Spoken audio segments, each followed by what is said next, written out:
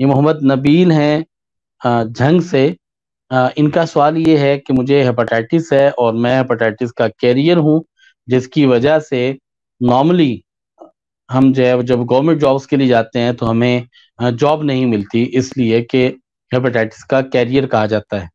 इनके लिए हल ये है कि कासनी के बीज ये आपको पंसार से आसानी से मिल जाएंगे। 1 टेबल स्पून 1 लीटर पानी में उबाल लें और ये सारा दिन पिएं।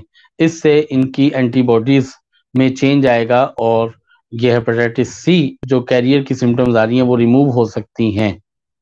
उसके अलावा सिंपल ये है कि आप जो है अपना पीसीआर करवाइए, अपनी एलएफटीज करवाइए, अपना सीबीसी करवाएं। ये 3 टेस्ट आप अपने करवाएं। अगर तीनों टेस्ट में सारी रीडिंग्स आपकी कंट्रोल हैं तो फिर आप इन टेस्टों के साथ अपने आप को प्रेजेंट कीजिए।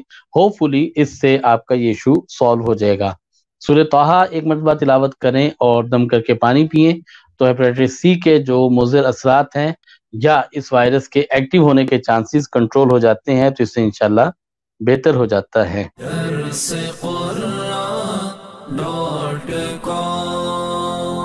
www.darsequran.com